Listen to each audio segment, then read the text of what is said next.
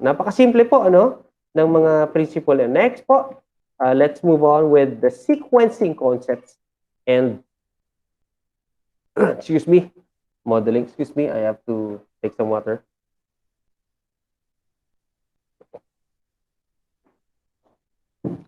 Okay pa po ba kayo? Baka gusto po ninyo magpa-Zumba muna ako. Okay, ito pong sequencing and concepts and modeling. Meron po tayong tinatawag na tatlong steps. Okay, small steps, which is number 2, 4, model, and 8, scaffold. So iisa-isahin na po natin 'yan. Hindi po natin i-discuss ng buo, pero isa-isahin po natin kung bakit ko nga ba po pinagsama-sama ang 2, 4, 8. Kasi kung mapapansin po ninyo, 2, nagsimula ka sa maliliit na piraso, parang puzzle 'yan, puzzle.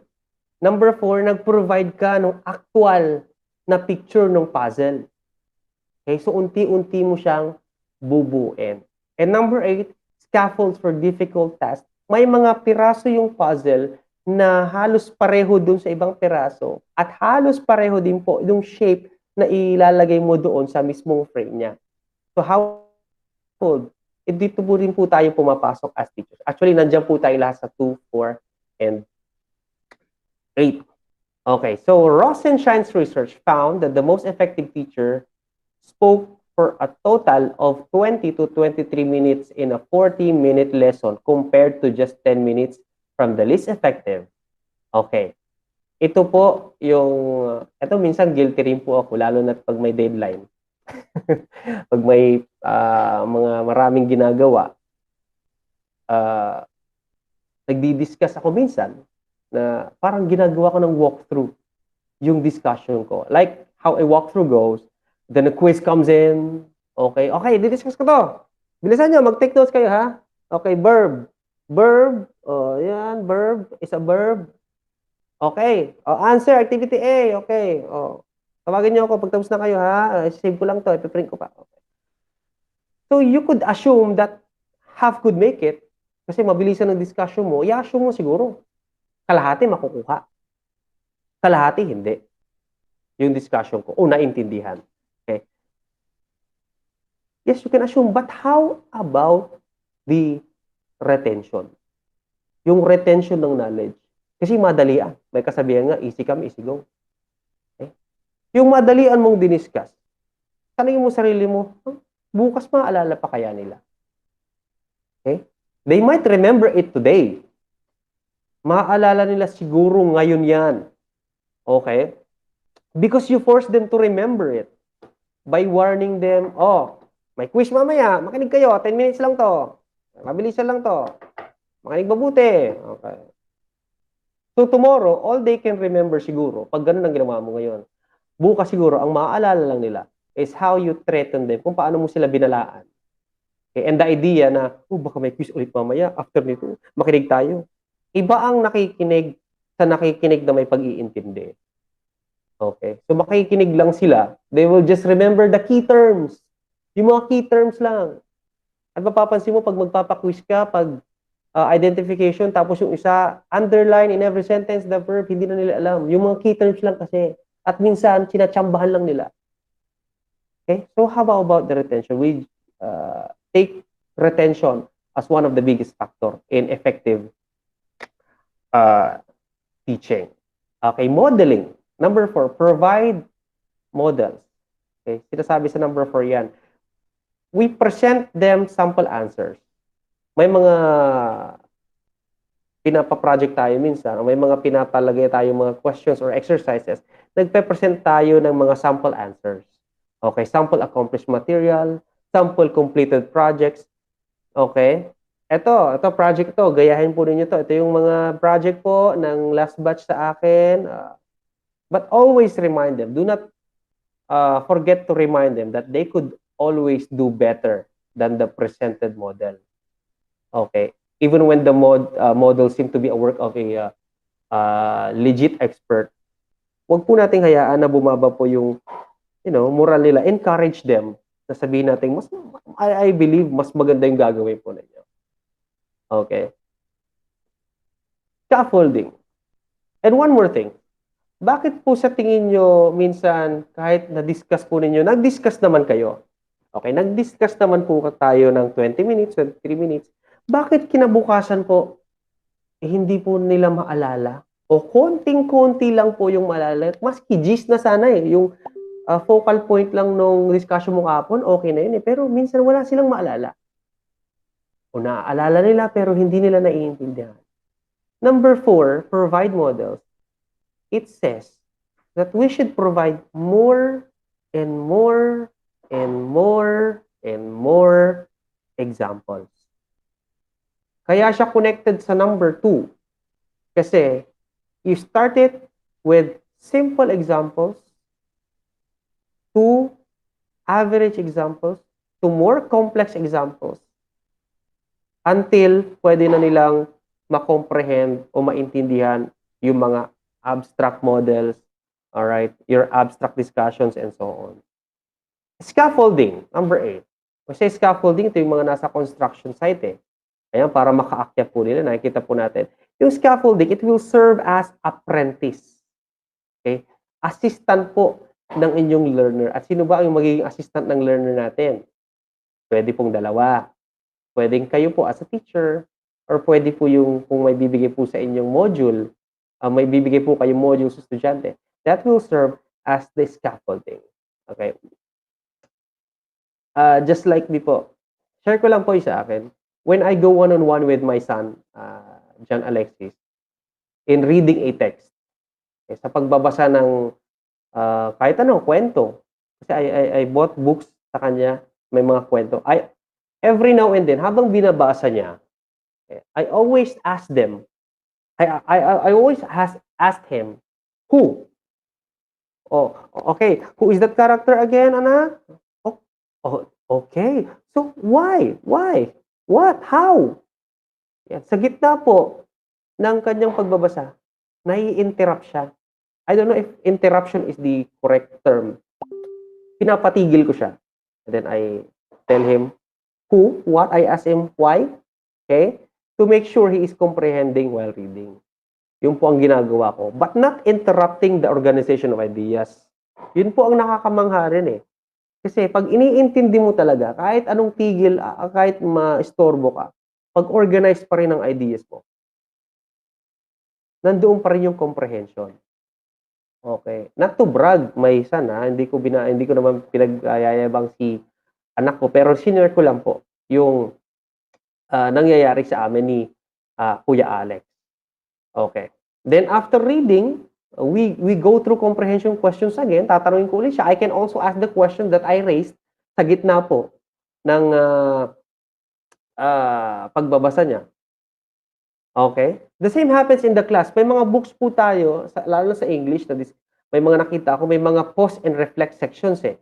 Sa gitna ng mga selection, may pause and reflect, tapos you continue with the reading, tapos question ulit, which is a very good example of scaffolding. Okay? It is from simple concepts to abstract ideas. Okay? In that way, your questioning is justified. Okay, yung pagke-question mo ngayon na how, why, tell me the process, your answer is correct but tell me the process, show your solution, na-justify ngayon sa ito po, itong strand number 2, yung ask questions and check students' understanding. Yun po, yung understanding ko po sa 2, 4, and 8, you begin with small steps. Okay, after guiding them sa small steps na ito. Okay? You provide them with the model as you guide them.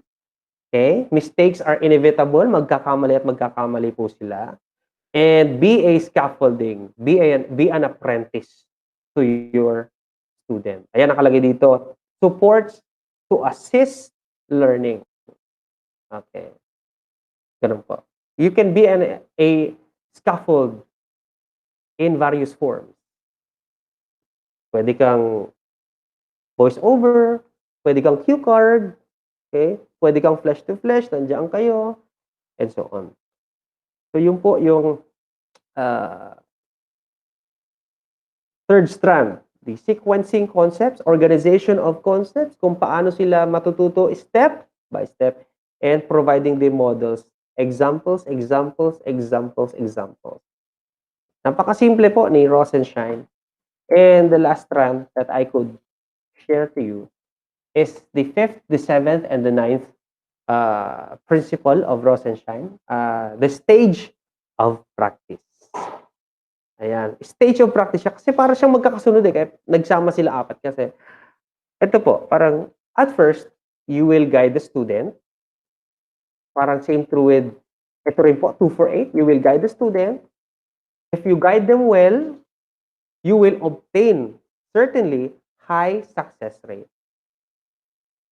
As a result, they could practice or they could work on their own. They could do independent practice.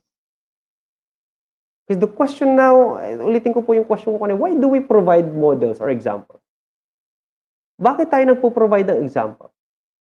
Or what are the models for, as I have mentioned? Para saan ba yung mga models na yon? Because simply, they will serve as guide.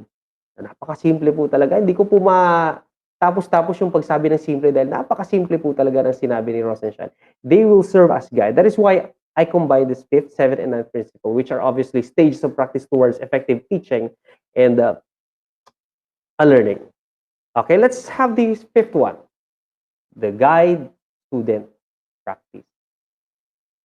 According to Rosenshine, it isn't enough simply to present students with new material and just doing one task, just focusing one goal. For example, okay, a teacher's topic would be context clues, for example. Ang topic ko po, context clues.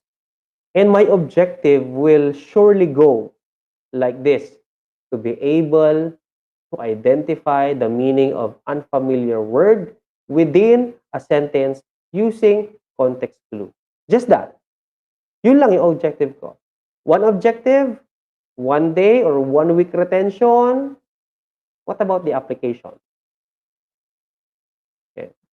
This means, yung principle po na 5th, 7th, and 9 ni Rosenshine, it means students need to spend additional time rephrasing, elaborating, expounding, summarizing the new material, applying that new learning, okay, and so on.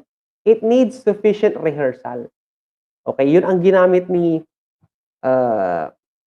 Rosenshine na word, rehearsal.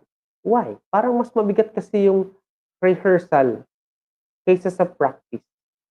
Okay, pag sinabing rehearsal, pag practice kasi, for example, nagpa-practice ka ng ano mo, ng spill mo, give me some alms.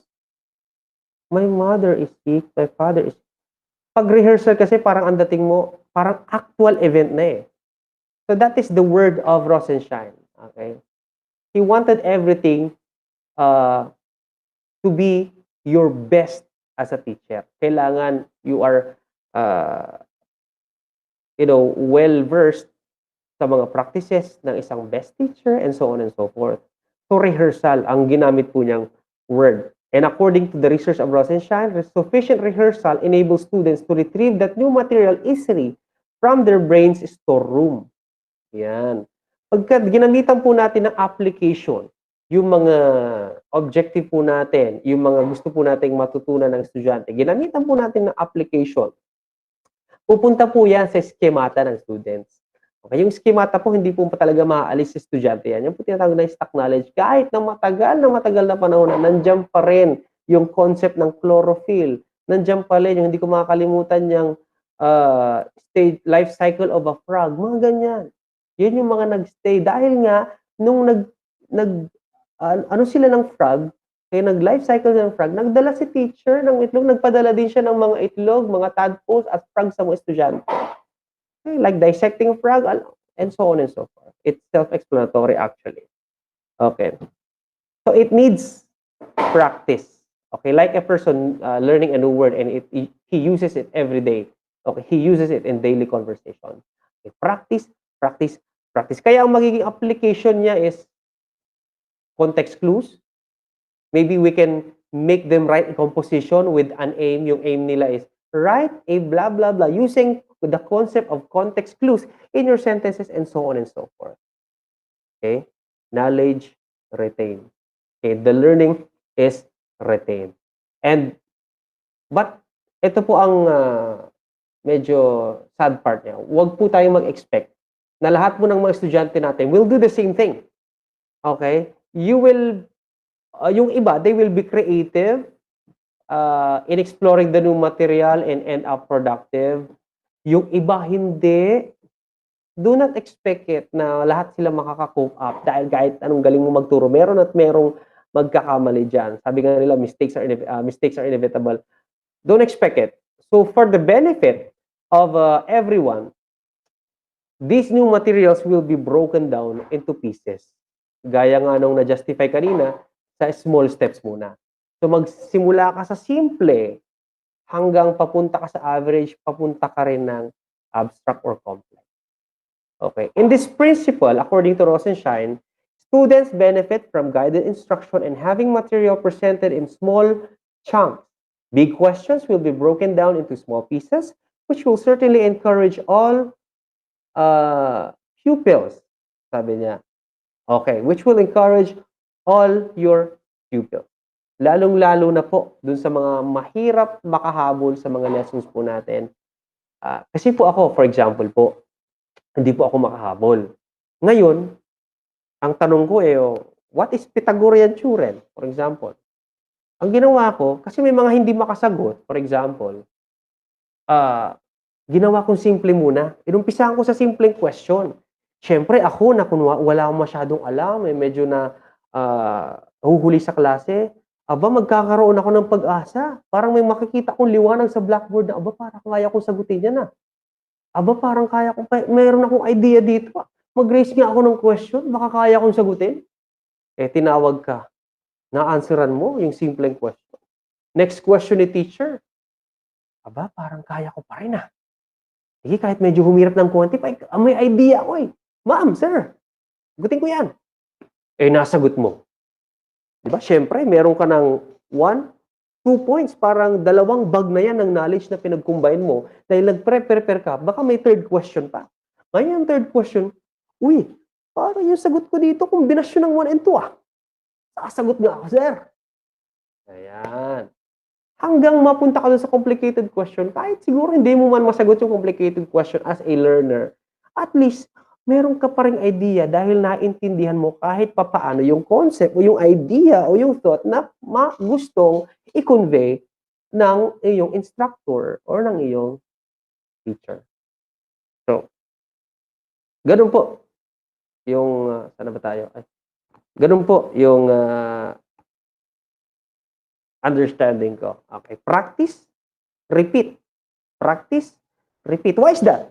Because mistakes are inevitable. Or you will encounter lots and lots of mistakes, lots of misconceptions, misinterpretations, so on. So it is needed for us teachers to monitor our students. Po. Nung nasa school pa po tayo, nung nagtuturo pa po tayo sa school, yung hindi pa po pandemic, I make sure that I am monitoring my room as my students work on their groups, work on their project. They are working, they pick up on misconceptions, may mga questions din sila na may mga ginagawa din sila na mali, pero nagawa na nila. Okay. I am much more likely to pause. Okay, nagpo-pause muna ako. I will stop them from doing their activity.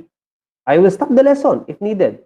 Okay, to address the problem. And we have no choice but to reteach. Reteach.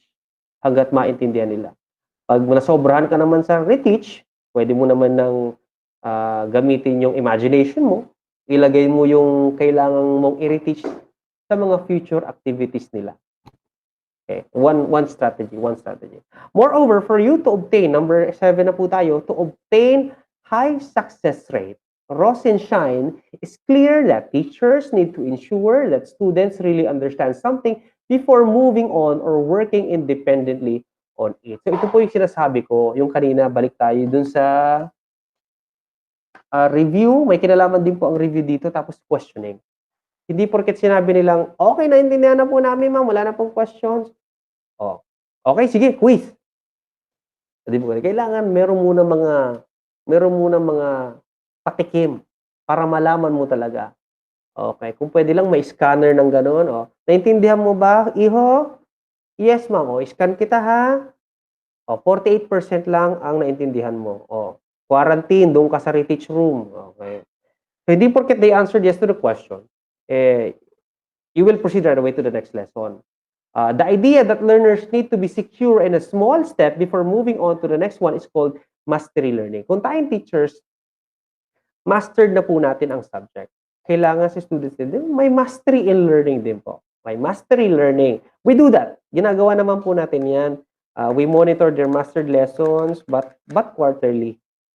Yung sa ano natin, sa kasama po nung TOS natin, yung list learn tsaka mastered competencies, namo-monitor po natin, pero hindi po natin siya namo-monitor na in a day-to-day basis like magpapa-quiz ka ng 5, pa-quiz ka na. But meron din po tayong kanya-kanyang strategies mga teachers kung paano natin masasabi na mastered na nga ng mga estudyante yun, most of them or 80% of students ma-mastered yung lesson or not. Okay. So, uh, if you monitor that something needs to be retaught or rekindled, then do it. Kung kailangan po talagang ituro bago po tayo dumako diyan sa independent practice, ituro po natin. Kasi hindi po natin ma-a-achieve yung number 7 kung hindi po tayo nag-guide properly sa 5. Ma'am, ginawa ko naman po lahat. Kahit mo ginawa mo po lahat, kung ginawa mo na po lahat, magpo-proceed ka sa number 7. Okay? At pag proceed mo sa number 7, automatic, mapupunta ka ng number 9. But 5 and 7, 5, 7, 9, they will be needing your assistance. Okay. According to Rosenshine again, however, there are areas where uh, he, he will not be applying the idea. Okay. But it's his own perspective according to Rosenshine. Okay. Independent practice. Mali yata nabasa ko. Independent practice. Okay, so add ko lang po dun sa number dun sa obtain high success rate. Pag merong hindi nag-workout talaga, okay, kung kailangan mong i-reteach, pwede mong ipa-quiz, pwede mong i-reteach, pwede mo rin eventually pwede mo siyang i-set as a homework task designed to fill that specific gap. So, yun naman po yung natin objective natin, excuse me, kung bakit natin i-reteach para ma-fill o mapunan yung specific gap. Sa independent practice naman, inevitable po ulit, hindi po may iwasan ang mistakes. Meron at meron pa rin pong mistakes because they will be working on their own. So meron pa rin talaga silang medyo hindi maiintindihan. Naintindihan nila pero iba yung na put up o build up na concept sa kanila. So Rosenshine suggests that students work best when teacher is circulating the room and monitoring their work, and when there is an opportunity for students to share their work with those around them. So, very important ang teacher's visibility sa room. Very important na alam ng estudyante mo that you are ready to give them a hand sa mga bagay na hindi nila maiintindihan, sa mga bagay na gumugulo sa isip nila. Very important po ang presence ng isang teacher. Though ngayon, hindi po tayo makakapag face to face. Sabi nga ni Ma'am Mina, kailangan lagi kang nakatutok sa iyong cellphone kasi maya't maya anytime, even Saturdays and on Sundays, meron at merong magtatanong yan. Gaya ko po, sa module ko, marami pong nagtatanong, kahit nandun na po yung instruction, marami pong nagtatanong, I always address them. Okay, ina-address ko naman po sila. And okay naman po yung nagiging pag-uusap namin. Okay, address their questions, straighten the misconceptions, and give them feedback. Kaya napaka-importante po sa mga estudyante yung pagbibigay po natin ng feedback. Kasi inaantay po nila. Nahiya lang po silang magtanong na, "Sir, ano po masasabi niyo sa work ko? Sir, ganyan po siya." nahihiya lang po sila na magtanong ng gano'n. Okay. You could use the sandwich method. Kasi alam ko yung mga outputs po nila, ang mga trabaho po nila, meron at meron kang hindi magugustuhan. Okay. Ah, guni-guni ang tawag sa mga outputs na gustong-gusto mo talaga. Meron at merong hindi ka magugustuhan talaga. Puwede mong gamitin yung technique na kiss, kick, kiss. O punch yun, pero hindi ko puwedeng ipakita yung paa ko. Kiss, kick, kiss. You start with the positive. You started with the positive. Ito yung sandwich na tinatawag. So, ang trabaho mo, ihon, maganda. Maganda. Pero, ito lang suggestion, kulang sa chu, chu, chu. Pero all in all, you did a good job. Okay? Kailangan mo lang dagdagan ito. Very good. Yung po yung tinatawag natin kiss, kick, kiss. I know you're aware of that. Alam niyo naman po yan. May mga teachers din kasi na kick lang lahat ng ano eh. Kick lang lahat ng alam. Pero, ayan. Siguro, dala na rin ng maraming trabaho. Kaya, kick lang ng kick. Okay? Kiss din. Pag may time. Okay. Do not worry about getting students to edit tasks. Kasi pag hindi mo nagustuhan yung trabaho nila, may kilala ba kayong gano'n? Pag hindi nagustuhan yung trabaho, sir, ma'am, pa-edit. Nakong pa-edit. Redo mo lahat gawin mo. Yung may mga I prefer edit than redo. Kasi pag sinabi mong redo, parang gagawin niya ulit lahat. Pero mas maganda yung for example si Ma'am Mena, may mga pinapapas po sa atin. Tapos ang ginagawa ni Ma'am Mena, nagsusulat po siya. Yun, at least yun, i-edit po natin. Kasi pag sinabing redo, in my own conception, pag sinabi mong redo, lahat ulitin mo eh. Okay? Pag sinabi mong edit, this part, okay, yes ma'am, opo, okay. Ganun po yung idea ko about redo and edit. So, Ma'am Mena allows us to edit our work, which is very nice. Kasi syempre, at least meron pang pabonus si Ma'am Mena na gano'n. This is very good. I admire that, Ma'am Mena. Yung pong ginagawa po ninyo sa amin na naglalagay po kayo ng ng mga remarks. Okay. So, ano ba? So, pag binasa po ulit tong kay Rosenshine, conclusion na lang po ako. Thank you po. Pag binasa po yung mga principles ni Rosenshine, okay, nung binasa ko, I was struck na lahat po ng principles niya ay pagkahaba-haba ng article, very simple. Tapos kinuha pa niya sa 3 source na researches. Okay? It's very simple. It all sounded simple. It all seemed very simple.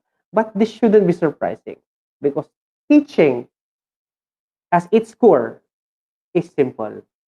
Okay? Very simple ang teaching. Okay?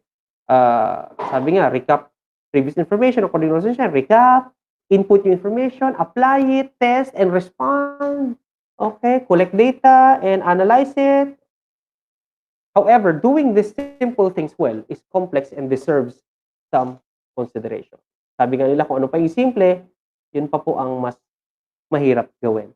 So, that is my interpretation po of Rosenshine's state-of-the-art work. An art of simplicity, but it has deep meaning and it hits me right here in the heart. Okay, parang nag-renew po ako ng parang bagong teacher po ulit ako.